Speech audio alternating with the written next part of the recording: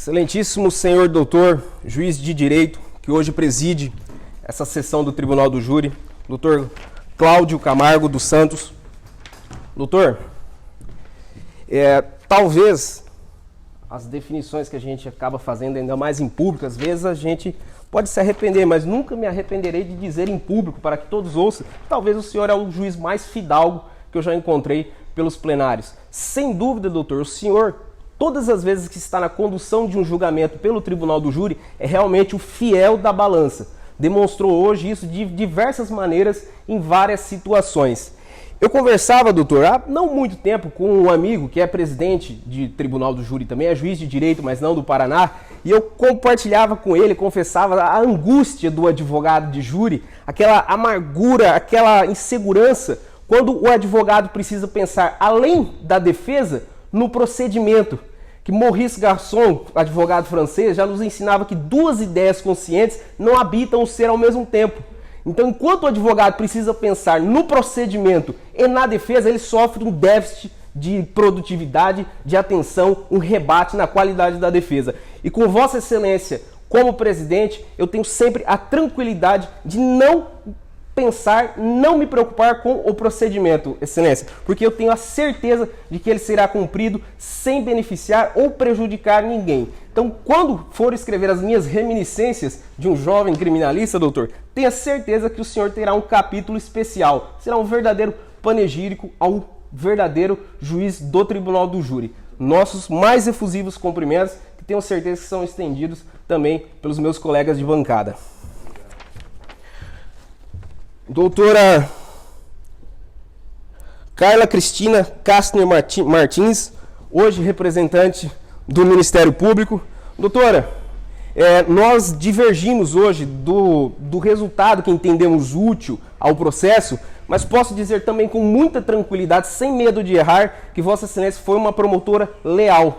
E espero que nós tenhamos agido com lealdade com a senhora também, porque como advogado ainda sou novo, tenho 32 anos, tenho quase 10 de advocacia, já vi muita coisa, apesar da pouca idade. E é sempre ruim quando há no Tribunal do Júri aquele embate desrespeitoso, aquele embate que não fortalece a justa decisão. E hoje acredito que nós pudemos, pelo menos até o momento, e da minha parte tenho certeza que será assim até o final do julgamento, um julgamento que foi a elegância do espadachim, aquele duelo elegante, bonito, que é o que, inclusive, Roberto Lira falava, sendo citado por Alfredo Tranjan em A Beca Surrada. Depois vou comentar um pouquinho sobre ele também.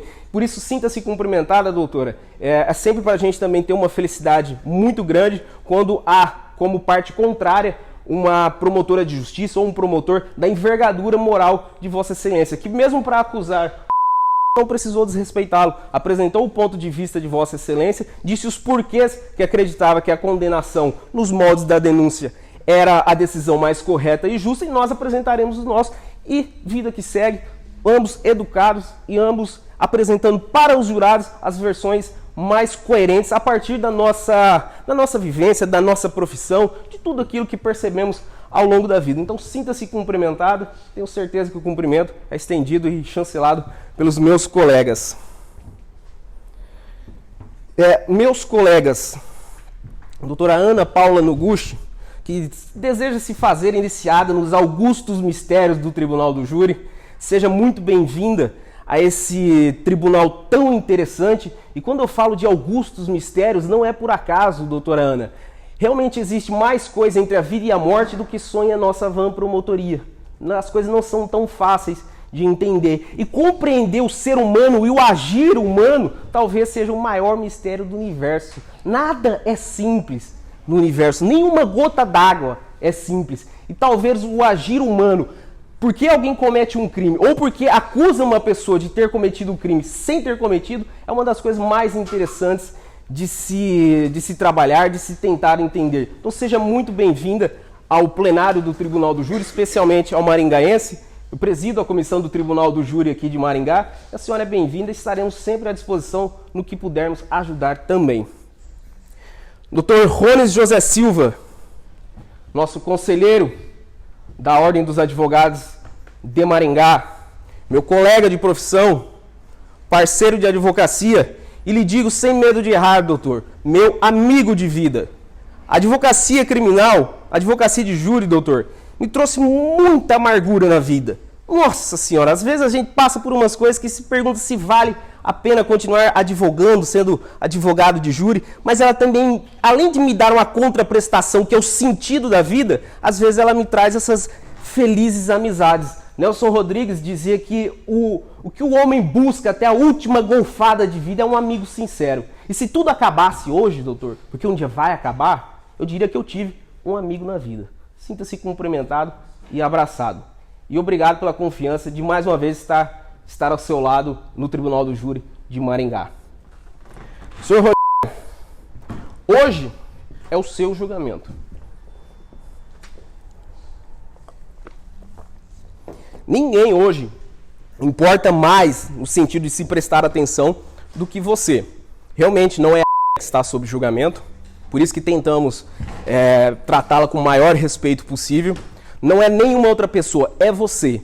Temos que pensar em ti, para entender o que pode ter havido, o que aconteceu, porque nós não estávamos lá, ninguém aqui estava na casa quando aquilo aconteceu, a Hélia estava e o senhor também. Disse que não se lembra dos fatos. Acredito que não se lembra, porque quando a gente bebe demais, acaba esquecendo das coisas mesmo.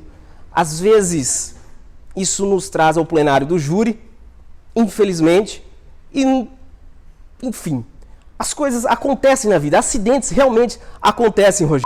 Espero demonstrar hoje, como seu advogado, porque em sendo advogado, no júri seu advogado, hoje eu sou a sua voz. Hoje eu preciso tentar explicar, Rogério, o que você sentiu, o que você passou, o que você viu, se lembra, se não lembra, e tentar fazer com que isso seja entendido pelo Conselho de Sentença. Eu lhe agradeço por ter confiado a mim a sua defesa. Espero no fim do julgamento, com muita sinceridade, a sinceridade que fulgura no âmago desse amargurado coração de advogado, independentemente do resultado. Se sairmos daqui e você falar, doutor, obrigado, eu me senti defendido uma vez nessa porcaria de vida, para mim, a minha missão está cumprida. Então, aguardemos o final útil do resultado e espero que você receba a justiça que lhe é devida, que você deve experimentar de fato. Se eventualmente decidirem que você tem culpa, que ela seja na justa medida também, que não ultrapasse nenhuma medida de justiça. Nossos policiais militares que hoje fazem a nossa segurança, nossos agentes também, Marquinho, nosso Bife também, sintam-se cumprimentados pela defesa, que principalmente no tribunal do júri, às vezes parece que o advogado tem algo contra a polícia, ou fazem parecer isso, mas nada disso. Defendi muitos policiais militares, civis, agentes, tudo possível na minha vida. Tentei ser delegado de polícia, fui advogado de delegados de polícia e sempre lembro, Vossas Excelências, que quem os defende é sempre o advogado. Quem os acusa é sempre o Ministério Público. Não temos nada contra a polícia. Às vezes precisamos mostrar os erros que acontecem, mas não é por conta de uma má vontade. O sistema, ele realmente é complicado. Às vezes erros acontecem e a gente precisa mostrar, mas não temos nada contra as polícias e tenho aqui o nosso mais sincero respeito. Público presente que hoje nos assiste, hoje vieram acompanhar o julgamento, meus colegas advogados que também se fazem presentes, doutor Henrique, um amigo, doutor Marcos, doutor Bruno, doutora Gisele, sintam-se cumprimentados. Espero que com a presença de populares, o julgamento se faça realmente o mais popular possível, para que as pessoas compreendam como é desenvolvido o julgamento pelo Tribunal do Júri, para que depois, nas reportagens que ainda acontecerão, não fique aquela imagem de que do júri sai alguma injustiça. Não, aqui a justiça realmente, no meu sentir, ela é feita da maneira mais correta e mais justa possível. Os serventuários, cumprimentos por meio do Renato, nosso secretário que auxilia tão bem os trabalhos, sintam-se cumprimentados pela importância do trabalho. Se não fossem vocês, os oficiais de justiça também, o trabalho aqui não aconteceria. Vocês que organizam tudo isso aqui, e é dificílimo fazer um julgamento pelo júri funcionar. É intimação, às vezes encontra, não encontra, vai sair, não vai, e vocês sempre estão aqui prestando o serviço da melhor qualidade possível. Por isso, sintam-se também cumprimentados pela defesa de Rogério. Excelências, Por último, e por serem os mais importantes, é que eu dirijo os cumprimentos a vossas excelências nesse momento. Homens e mulheres honrados da sociedade maringaense, ciosos de suas prerrogativas de liberdade e de justiça, que foram pinçados do meio social para que hoje pudessem julgar um semelhante. Por mais que tenha se tentado pintar ele como alguém diferente, é humano igual a mim, a vocês, a qualquer outra pessoa. É também um ser humano. Foram pinçados do meio da sociedade por serem bons, por terem reputação ilibada presumida, para julgarem um semelhante por algo que ele é acusado de ter feito, com a possibilidade de não ter sido ele, mas para darem uma justa decisão. Porque, como eu disse, ninguém estava lá. O que a gente tem é a versão e o que as filhas disseram e as outras testemunhas. Vejam, até antecipando um pouco, a gente tem que pensar por que uma pessoa fala o que fala.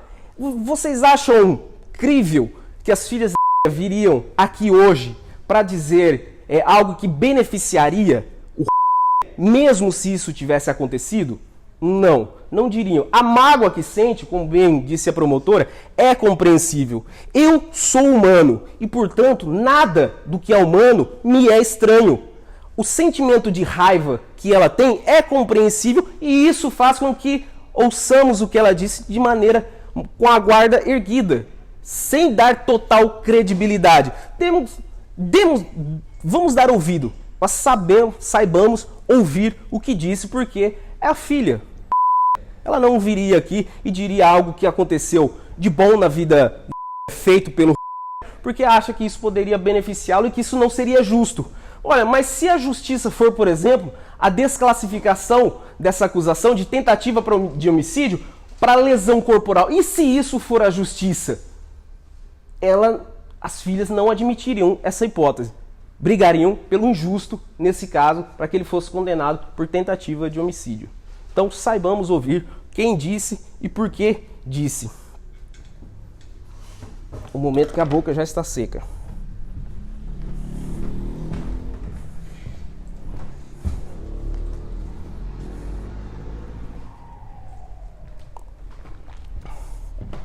Eu cumprimentei e apresentei todos, não me apresentei, excelência. Perdoem minha delicadeza. Meu nome é Marco Aurélio de Almeida dos Santos. Eu tenho 32 anos, sou advogado há 9 anos e meio mais ou menos. E acabei me apaixonando pelo Tribunal do Júri ao longo da vida. Nunca programei ser advogado. Na verdade, durante a faculdade tinha uma certa ojeriza pela função do advogado por não compreendê-la. Por uma questão puramente ignorante de mim naquele momento. A vida me levou à advocacia e o mercado acabou me levando à advocacia criminal e à advocacia de júri, onde, como eu disse a vocês há pouco, eu acabei me encontrando. Realmente, a advocacia de júri, ela é desgastante, ela faz cair os cabelos da gente, eles ficam brancos de vez em quando, mas ela realmente dá essa contraprestação de um sentimento de utilidade na vida. Porque se ela acabasse agora, acabou. O coração do Marquinho parou de bater agora. Realmente daria um sentimento de utilidade para a minha vida até nesse momento, até agora no julgamento. Aparentemente fui útil ao Rogério, que está sendo acusado, mesmo que não fosse ele, para que os fatos fossem esclarecidos. Então, isso é bacana na advocacia criminal e tenho sido advogado exclusivamente advogado desde então. Nunca mais fiz um concurso público, nunca mais tentei um cargo, nada. Fui advogado porque realmente me apaixonei por isso. A advocacia, nesse momento em que ela se encontra na minha vida, eu digo a vocês que rende mais lágrimas do que moedas. A gente vive a eterna agonia de Chicó e João Grilo. Fica rico, fica pobre. Tem meses que tem muito, tem meses que não tem nada, mas sempre tem uma dor de cabeça e uma preocupação. Mas essa sensação de utilidade, ela é muito bacana. Ela faz sonhar também. Porque a vida ela acaba te maltratando, mas os sonhos são difíceis de ser apagados. E por mais que seja, às vezes, até um devaneio, a gente sonha realmente com justiça, com o poder judiciário oferecendo às pessoas a resposta na medida daquilo que ela realmente merece.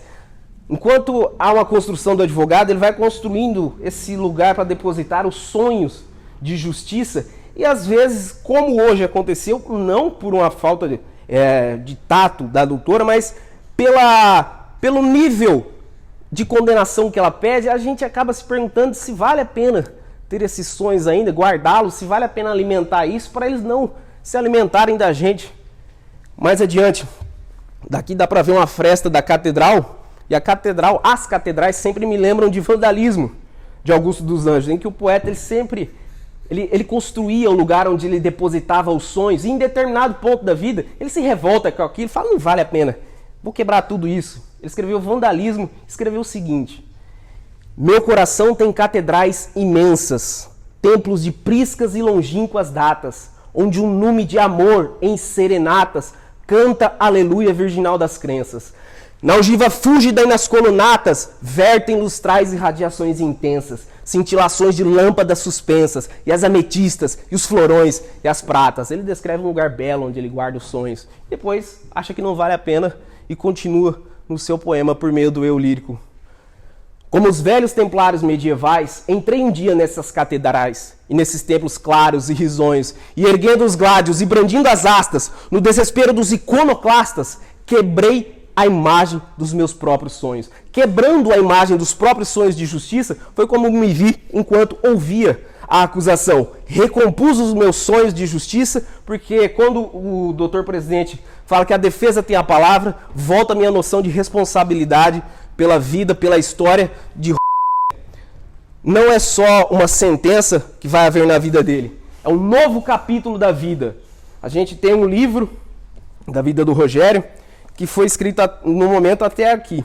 Hoje inicia-se um novo capítulo e nós decidiremos por meio de vossas excelências. Será um capítulo escrito a 14 mãos, se ele é alguém que tentou matar outra pessoa ou se foi alguém que feriu outra pessoa. Há uma diferença enorme. As penas realmente podem parecer desproporcionais, mas pena não é um assunto afeto ao tribunal do júri. Se a pena é boa, ruim, alta, baixa, se deve mudar é por meio do processo legislativo. Quem não está contente com as penas, candidate-se a uma vaga de deputado federal ou senador e lá mude a pena, que lá é o lugar de se mudar. Aqui é o lugar de aplicar o direito ao fato. Nós temos figurinhas de ação que são entregues para nós e nós precisamos colocar cada uma no devido quadro. O resultado que isso vai ter no mundo real não é da nossa responsabilidade. A responsabilidade de Vossas Excelências é dizer qual o fato que aconteceu naquele dia 19 de setembro de 2020. Se foi uma tentativa de homicídio, que a mim, sinceramente, parece muito desproporcional pelo conjunto daquilo que sabemos sobre os fatos, ou se aconteceu uma lesão corporal, que aí o seu grau vai ser auferido pelo juiz-presidente quando devolve-se a competência do julgamento para ele.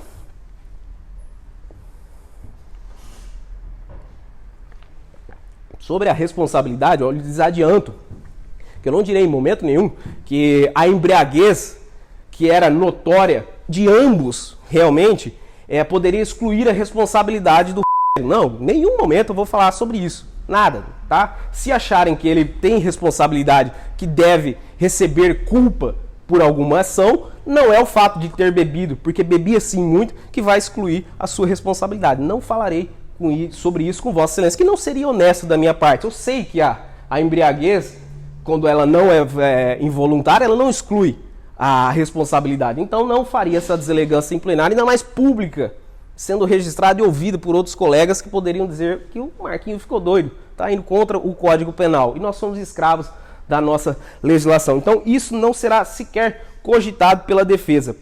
Outra questão que a doutora trabalhou bastante com Vossas Excelências é a criminalidade lá fora. Mulheres que sofrem violência, isso a gente não duvida, a gente sabe o que acontece. Pô, todo mundo vive na mesma sociedade, que em maior ou menor grau, a gente está sempre nos mesmos lugares aqui em Maringá, porque não é uma cidade tão grande assim. Então a gente sabe das coisas que acontecem. A questão é que essas coisas não são culpa do Ele não tem nada a ver com uma mulher que efetivamente sofreu violência doméstica. Ou que é quem está sob julgamento, não tem nada a ver com isso. Nada. Nós precisamos analisar o fato livre dessa espécie de preconceito por conta de um réu que é apontado como réu pela promotora que o denuncia, como se ele fosse responsável por toda a maldade no mundo. E como se a condenação, eventual condenação dele, fosse resolver o problema da maldade mundana, da criminalidade. Não vai. Não vai. Ninguém sabe porque as pessoas cometem crimes, porque fazem o que fazem. O que eu sei é que uma responsabilização do não vai tornar o mundo melhor, como pareceu que ia acontecer. Então, Excelência, vamos nos ater realmente ao caso, ao que aconteceu naquele dia. E o que aconteceu naquele dia não começa exatamente no dia, nem no dia 18, nem no dia 19 de setembro de 2020. Vocês só assistiram ao desenrolar de uma tragédia de pessoas abandonadas pelo Estado, que quando viram o Estado pela primeira vez, foi aqui, no julgamento do júri. Porque o Estado, independentemente de quem fosse, deveria ter se feito presente na vida de ambos. Porque promover justiça é promover justiça também para quem cometeu crimes ou é acusado de cometer crimes. Deveria ter garantido a ambos aquilo que está no artigo 6º da nossa Constituição. O Estado deveria ter se feito presente nessa tragédia lá atrás para oferecer os seus direitos sociais, que são a educação, vocês viram que não tiveram esse direito, a saúde, a alimentação, ao trabalho, a moradia, ao transporte, ao lazer, a segurança, a previdência social, a proteção à maternidade e à infância. O Estado deveria ter se feito presente lá atrás, mas não se fez presente na vida desses dois que estão nessa tragédia apenas depois que o fato aconteceu. Nada foi feito por parte do Estado para evitar que isso acontecesse. Age-se, infelizmente, só depois que o fato acontece. E aí parece que se faz muita coisa, mas não faz. E essa tragédia não começou naquele dia. São dois abandonados pelo Estado. Isso não reduz eventual culpa que o Rogério tenha, que vocês entendam que tenha. Não é isso, mas são duas pessoas abandonadas pelo Estado que cresceram à própria sorte, trabalhando com aquilo que encontravam para trabalhar, se alimentando da maneira que dava, vestindo da maneira que dava, tendo lazer da maneira que podiam alcançar. E o lazer para ambos ficou muito claro. Era a cachaçinha. Era chegar do trabalho, trabalhou, o dia foi complicado, trabalhando no pesado, bebia. Tem algum problema nisso? Nenhum. Mas não podemos esconder a verdade. Eu aprendi com o Henrico Ferri, doutora, talvez um dos maiores oradores e talvez um dos maiores juristas do Tribunal do Júri, na sua defesa do estudante Martelota, que não é preciso atacar a vítima para defender o réu. E ele faz isso defendendo um estudante que era acusado de atacar um colega professor dele. E ele mostra isso, que não é preciso. E tenho tentado ter esse norte ao longo da advocacia. Por isso que achei melhor tomar essa vereda mais da educação por ambos, sem esconder o que realmente eram. Porque nesse caso, quem nos ensina é Evandro Lins e Silva. Você não precisa denegrir a imagem da vítima nem do réu, mas não pode esconder os fatos. Tem que contar como ela era. Como diria Nelson Rodrigues, tem que contar a vida como ela é, da sua realidade nua e crua. Então esses são os personagens que estão sendo observados e um deles está sendo julgado. São essas pessoas que viram-se a própria sorte ao longo da vida e pelo acaso ocasional das coisas, como diria o poeta, se conheceram e passaram a viver junto. A partir desse momento, nasceu o julgamento de hoje. Porque viveram um período ali, pelo que a gente pôde compreender, um período de alegria. Chegavam de casa, eram parceiros, pelo que o disse. Eram parceiros, estavam sempre juntos em todos os lugares, bebiam junto, davam risada junto e viveram assim aparentemente por uns 3 anos, 2 anos e meio, 4 anos, até que o fato que está sob julgamento aconteceu. Mas quero que entendam que o fato acontece muito antes do que diz o Ministério Público. Não acordou em um dia, principalmente dado o seu histórico de réu primário, que nunca agrediu mulheres. Vocês ouviram de viva voz uma ex-mulher dele dizer que ele nunca agrediu mulher nenhuma. Que ele era até dócil, meio besta. Nós temos relatos no processo de que quando ele estava no bar, bebendo aquela alegria, pagava tudo para todo mundo. Enfim, esse era o retrato dele e Vossa Excelência ouviram de uma ex-mulher dele e que ele nunca bateu. nem nela, nem em outras pessoas. Inclusive, ele mantém um relacionamento de urbanidade. Não é um relacionamento de amizade, de proximidade, mas é um relacionamento urbano. Vocês ouviram isso. Rogério não acordou em um dia, falou: agora eu sou um agressor de mulheres e vou queimar, vou tentar matá-la jogando água quente. A mim parece, muito sinceramente, esquecendo que sou advogado dele, analisando isso como um cientista jurídico, como alguém distante do fato, que isso não é possível de ter acontecido nesse caso que está sob julgamento. E aí aconteceu, realmente aconteceu. Ninguém da defesa vai negar que a sofreu as lesões que sofreu. O que nós discutiremos adiante é a gravidade, extensão e profundidade dessas lesões, para sabermos se aquela ação, em tendo sido praticada pelo se era suficiente para matar uma pessoa. Porque ainda que houvesse a intenção homicida, talvez o meio ou o método não fosse eficaz o suficiente para que isso se constituísse numa tentativa de homicídio. Parece um raciocínio um pouco confuso, mas ele será explicado ao longo da exposição e da peroração da defesa. Então aconteceu o fato e depois a conversou com as suas filhas. É natural que elas tenham raiva do que queiram dizer a história da maneira que não aconteceu, ou pintando o de uma maneira pior do que ele poderia ser. O que nós sabemos é que ele não era esse monstro que foi exposto pelas testemunhas arroladas pelo Ministério Público.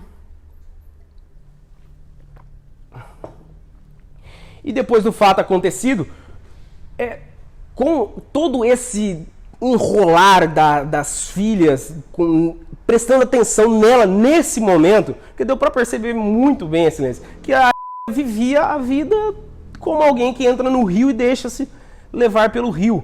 As filhas tiveram a atitude correta de começar a prestar atenção na mãe, mas aí precisavam de uma história, porque a discussão dos dois, vamos supor que um esbarrou ali no fogão, caiu a água por cima, é um acidente, uma lesão culposa, mas aí é só isso a responsabilidade dele, então vamos criar uma história. E aí entra a história da cachorra, por exemplo, que ele teria ficado muito bravo, que ele estava chegando na casa dele e uma criança abriu o portão para que a cachorra fosse ao encontro dele, naquela felicidade, e ele ficou puto da vida naquele momento. Se desse uma barra de ferro, ele mastigava de tanta raiva, tanto que guardou essa raiva até o próximo dia, e por isso teria queimado ela ainda pela manhã do dia seguinte. Isso não parece razoável pelo que nós podemos entender hoje do que aconteceu. Abriram o portão para a cachorra? Não sei. O que eu sei e o que parece ter acontecido é que a cachorra realmente estava na rua e por conta daquele outro cachorro que o nos disse que havia naquela rua, que já havia atacado outros cachorros, que era um cachorro pitbull de porte grande. Já tive um pitbull, sei da potência, da docilidade dele, mas quando ele quer ser bruto, não tem quem o segure. E ele ficou bravo porque a cachorra está na rua sofrendo o perigo de ser atacada. Como disse, era a cachorrinha poodle, que era o xodozinho dele e da própria também. Então ele ficou bravo com essa situação. E pelo histórico dele, pelo que nós ouvimos, não parece que essa raiva seria suficiente para gerar nele a vontade, o elemento intelectivo e volitivo da vontade de matar a por conta disso. Ora, será mesmo que essa história da cachorra pode ter criado no e a gente precisa tentar entrar na cabeça dele para compreender?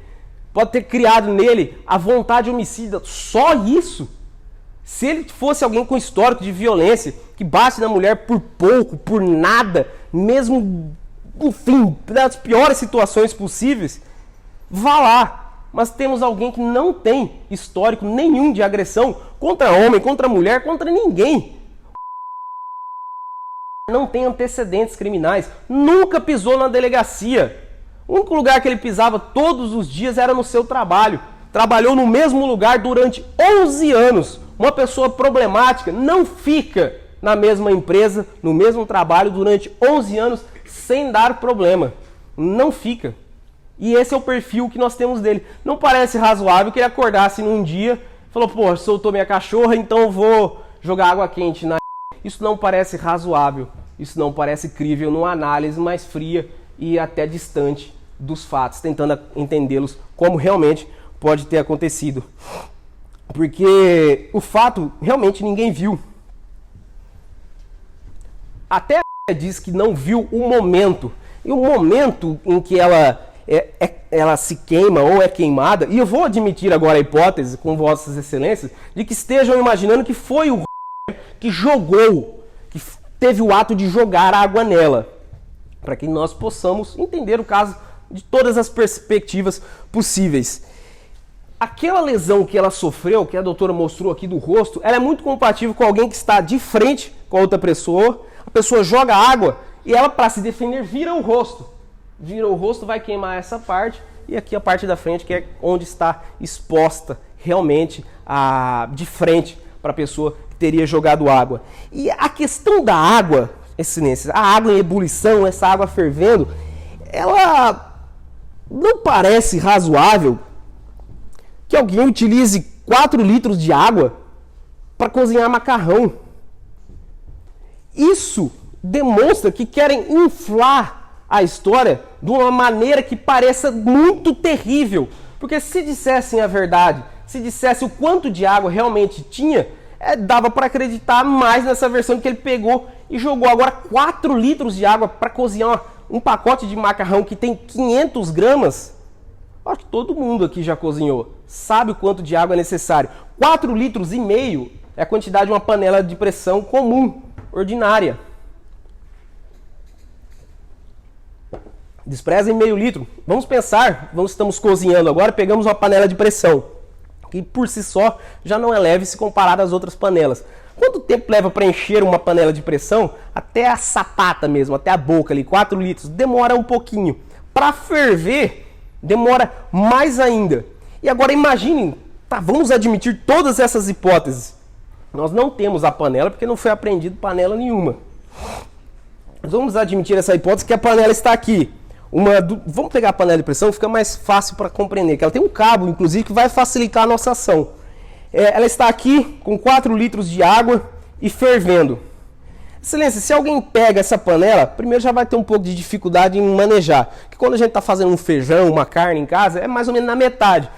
E para entornar já é um pouco difícil. Imagina pegar ela cheia e arremessar essa panela.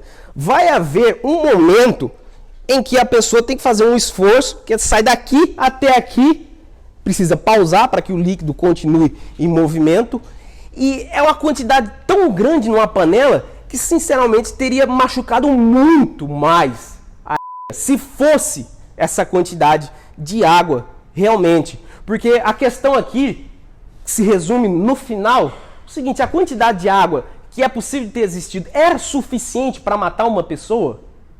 Quando vamos cozinhar, ainda que seja um pacote de 500 gramas de macarrão, se pegarmos aquela quantidade de água, por exemplo, eu pego aqui e jogo no Rones, na frente dele, daqui eu pego e arremesso, pega no rosto do Rones, no peito, alguém compreenderia que isso é suficiente para matar uma pessoa?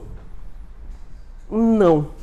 Porque estudando um pouquinho de medicina legal, um dos livros mais interessantes é o do Hélio Gomes, apesar de ser um livro já velho, o corpo humano não costuma mudar muito com o tempo e dá para lê-lo ainda e aproveitar muito. E tem um capítulo dedicado às ações de ordem física.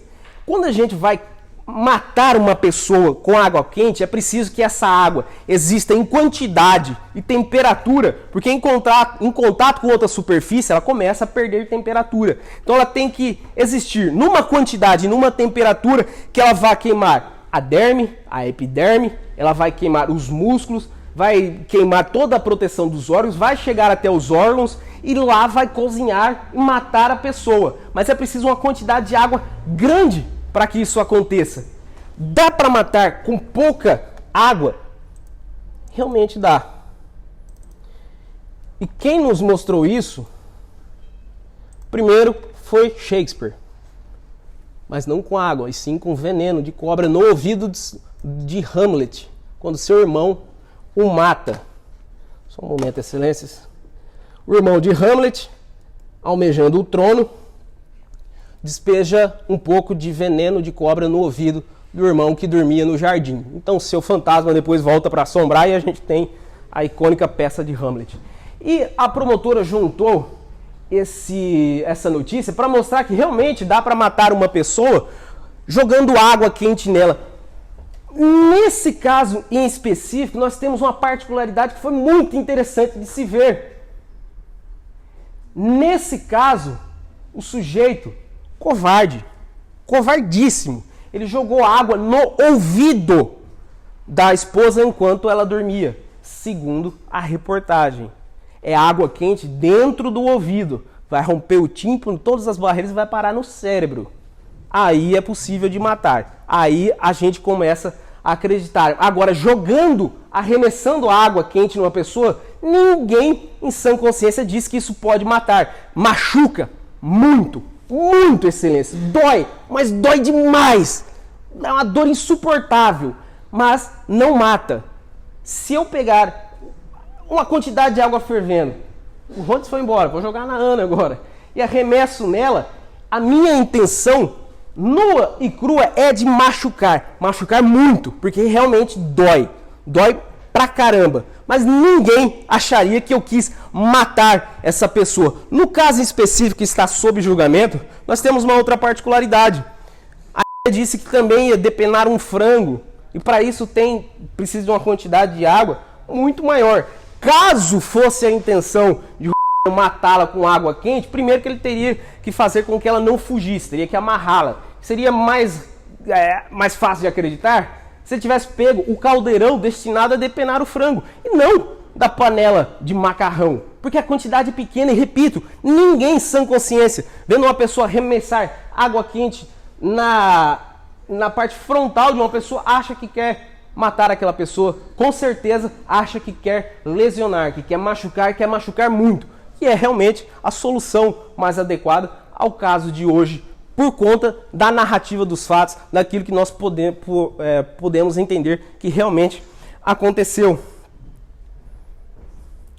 As lesões sofridas, excelência, como eu disse, nós temos os guias de medicina legal que nos informam como é uma lesão, uma grande queimadura, quais são as suas características. E numa de segundo grau, pelo menos, nós teríamos bolhas na pele.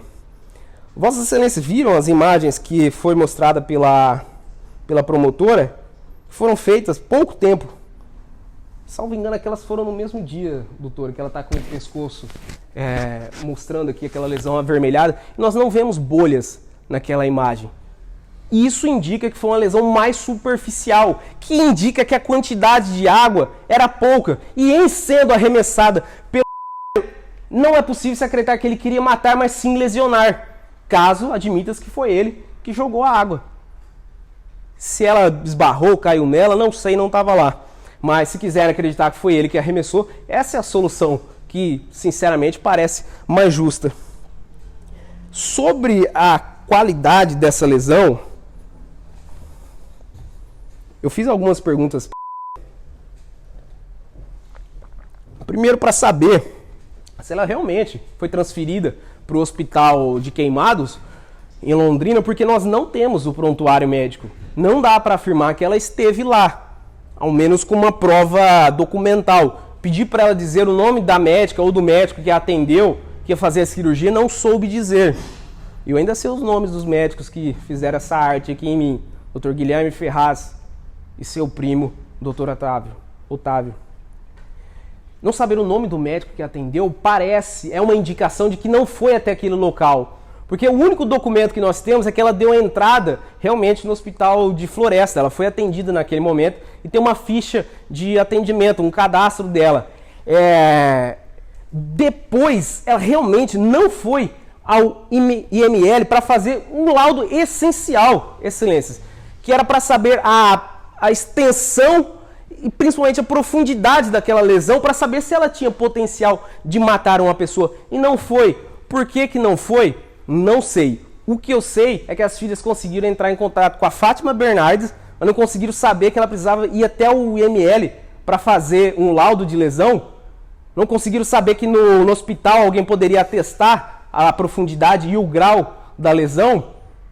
Então eu acho que ela realmente não esteve naquele local. E perguntei para ela sobre as sequelas que poderiam ter ficado, principalmente da movimentação. Que uma grande queimadura, ela enruga seu músculo, porque ela vai fazê-lo desidratar, a ponto de você não conseguir mexer tão bem. E com essa lesão na parte, principalmente aqui do tórax, os movimentos ficariam mais limitados. Perguntei isso por uma questão especial, para entender quanto tempo realmente ela poderia ter ficado no hospital, para saber o grau da lesão. Porque se era uma lesão que poderia matá-lo, o tratamento, acredito, que seria mais longo, mais prolongado, seria necessário um maior tempo de cuidado. Mas ao que parece, não foi necessário.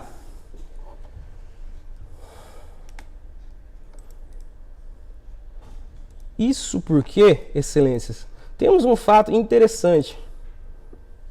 Deixa eu só encontrar o vídeo.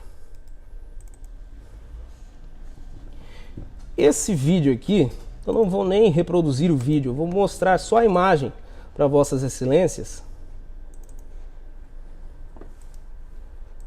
Porque ele é um indicativo muito interessante de que a lesão não foi dessa gravidade que tentam mostrar. Esse vídeo aqui, que foi juntado no processo. Vocês vejam que tem um indicativo interessante nesses adesivos. Isso é a eleição municipal de 2020, que por conta da pandemia aconteceu em novembro. E o caso sob julgamento foi em setembro. Aqui, não vou reproduzir o vídeo, por questão de respeito à dona, não tem porquê a gente expô-la dessa maneira, mas aqui ela estava realmente muito bem, dançando, alegre, tem direito de continuar a vida mesmo, mas aquilo indica que menos de 40 dias depois dos fatos, ela já estava bem, que a lesão foi superficial, que realmente não foi necessária cirurgia, que não teve essa gravidade que foi pintada hoje para vossas excelências. Então nós temos os indicativos seguros de que a lesão foi superficial e não era suficiente para que uma pessoa matasse a outra.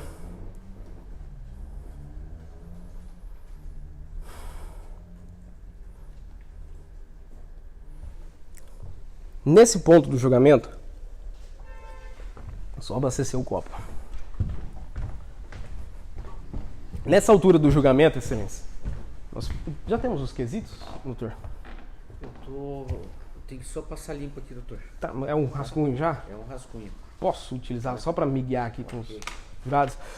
Excelência, quando terminarmos, porque a promotora ainda tem a faculdade da réplica e eu da tréplica, realmente só utilizarei se for necessário. Creio que a doutora também só vai usar se for necessário, para que não nos cansemos além do necessário, para que julguemos e bem julguemos. Acredito, muito sinceramente, que vossas excelências já estão munidos de informações suficientes para bem decidirem esse processo.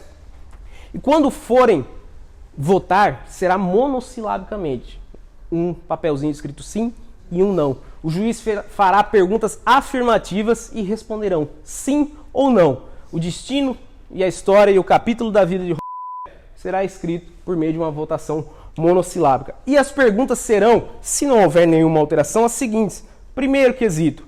No dia 19 de outubro de 2020, por volta das 10 horas e 0 minutos, na residência da Rua Tucano, Jardim Pantanal, na cidade de Floresta, pessoa de Nunes foi atingida por água fervente, lhe atirada de uma panela e sofreu os ferimentos descritos na ficha de atendimento ambulatorial. Presta uma caneta. Depois eu vou fazer um requerimento de alteração, mas dá para conversar com os jurados assim. Esse primeiro quesito, a gente quer saber se ela sofreu aquelas lesões. Como eu disse, ninguém nega que aquilo aconteceu, que ela realmente sofreu as lesões. Então, quanto ao primeiro quesito, votem sim, aquelas lesões existiram. E a gente vai para o segundo quesito. O acusado foi o autor dos ferimentos acima, isto é, jogou água fervente de uma panela contra a vítima. Daí a gente entra numa seara mais de limbo, porque ele diz que ele não lembra do que aconteceu.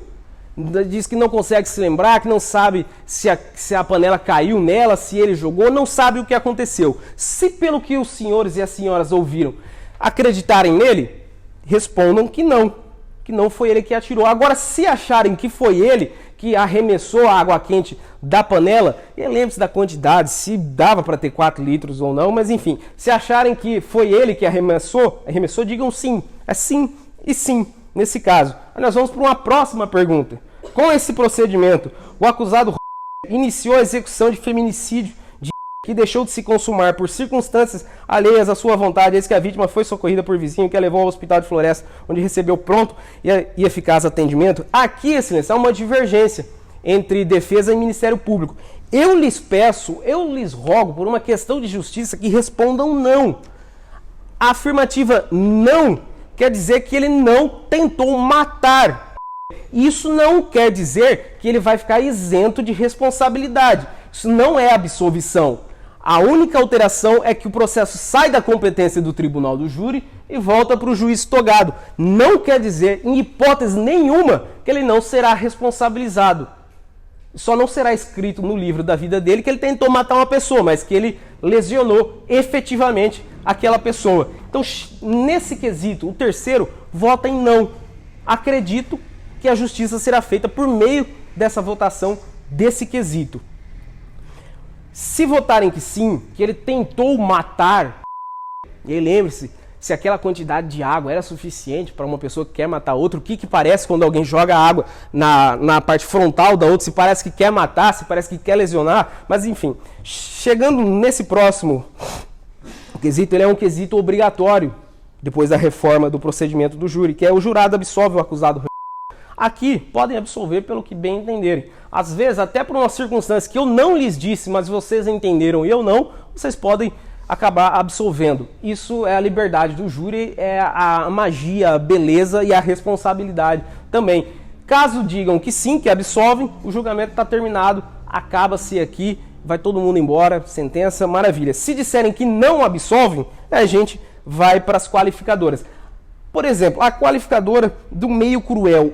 Eu peço que afastem, caso cheguemos a esse estágio do julgamento, porque não ficou nem provada a intenção de matar. Se a intenção de matar não está clara, nem provada, muito menos seria a qualificadora, que é uma espécie de um acessório que vai seguindo o principal aqui. Então a gente derrubou aqui a vontade de matar, afasta o meio cruel também. Se não teve vontade de matar, muito menos houve meio cruel.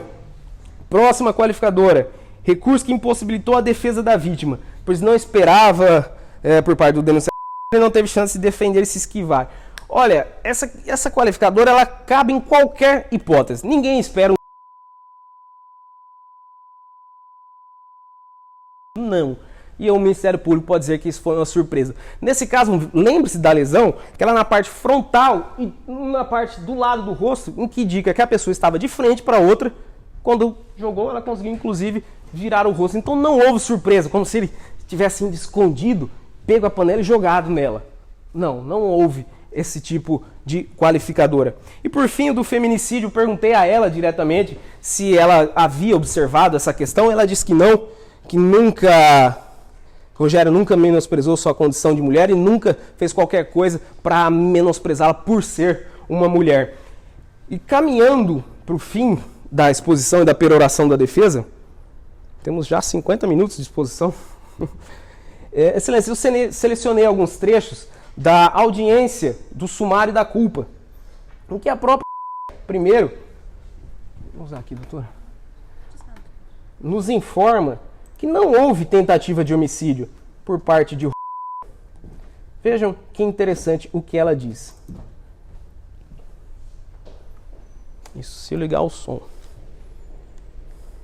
Aqui o meu colega, Dr. Rones, pergunta a ela se ela viu, se ela acha que existiu a tentativa de homicídio, que é a nossa grande questão. E essa foi a resposta dela na audiência de instrução e julgamento.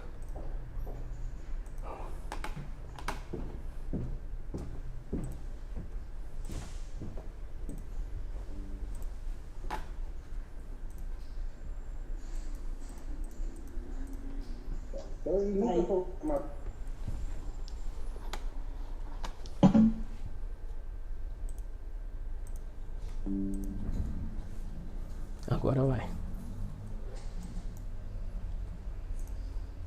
Então ele nunca foi matar a senhora, ele não tinha intenção de matar a senhora, isso ficou bem claro para a senhora. Eu vou repetir novamente. Nunca falou de matar a senhora, ele não tinha intenção de matar a senhora, isso ficou bem claro para a senhora. Outra questão que ela disse hoje para Vossa Excelência e repetiu anteriormente foi do feminicídio. Ela falou para a senhora, menosprezando a condição de mulher da senhora, falando que a senhora tinha que morrer porque era mulher, alguma coisa do tipo? Não. Não? Então, Excelência, nós temos a própria narração da vítima, dizendo que ela, pelo que viu, não acha que houve tentativa de homicídio. O policial também reportou aqui, né? Não acha que houve tentativa de homicídio, não acha que houve essa qualificadora. Enfim, para relembrar o que uma testemunha mais isenta disse, nós temos aqui o depoimento do PM Rogério, que foi ouvido hoje. Seu nome? Rogério Fernandes. O senhor é policial militar, né? Convivente dela. Essa água... A informação que vocês tiveram ali dos ferimentos dela, o que eles comentaram? O que o pessoal ali do hospital comentou, assim, da gravidade, da extensão? Eles chegaram a comentar alguma coisa para vocês? Então, eu conversei com a médica, inclusive eu pedi um prontuário de atendimento para anexar no boletim, acho que deve até constar. Ela informou que ela teve queimadura praticamente 50% do corpo. Pra gente que sabe como funciona, esse cálculo é um cálculo bem diferente, né? Não é que queimou metade do corpo, a gente sabe que é de acordo com a numeração, não... Mas daí... Ficou lá na frente? Rogério, Defesa. isso é interessante também, o que ele nos trouxe de informação hoje de viva voz, Excelência, é que ele não foi lá para arrumar tumulto, para tentar terminar de matar ele, não. Ele foi preocupado. A própria nos disse hoje, os senhores ouviram de viva voz, que quando ela saiu correndo, ele saiu gritando atrás, meu amor, foi pro hospital atrás dela para saber o que tinha acontecido, qual era o estado dela, estava preocupado com ela. Foi o que o policial nos informou. Algumas poucas perguntas para o policial Rogério. Rogério, bom dia, tudo bem? Bom dia, doutor. Tudo bem, senhor? Tudo bem. Rogério, o senhor nos disse que chegou a conversar diretamente com a...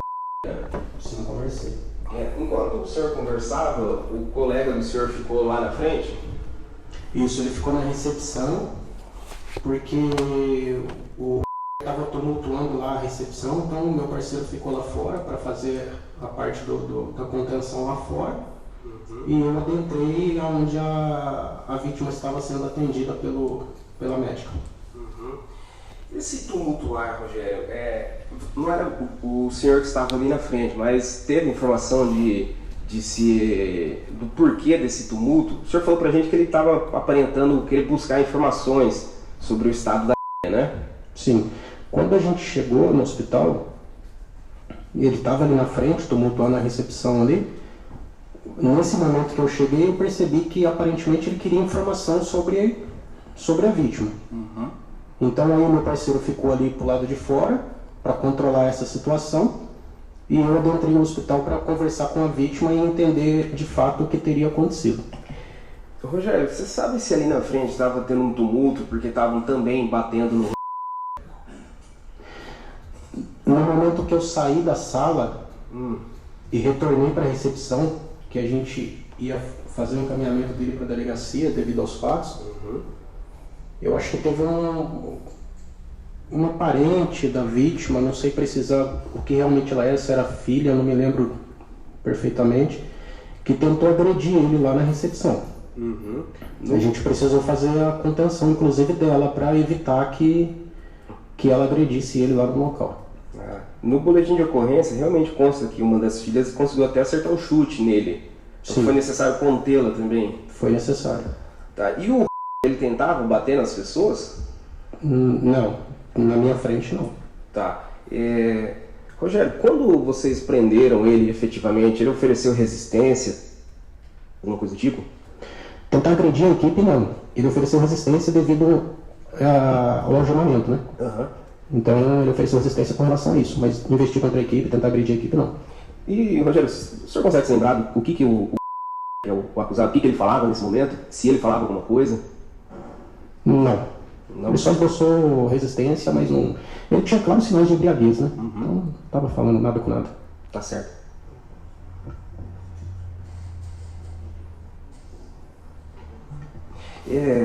Perfeita a pergunta do meu colega Rones.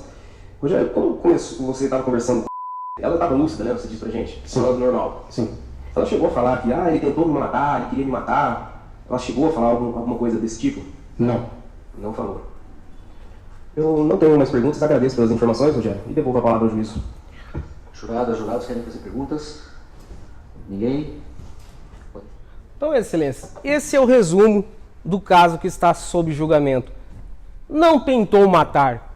Condená-lo por tentativa de homicídio seria muito nesse caso.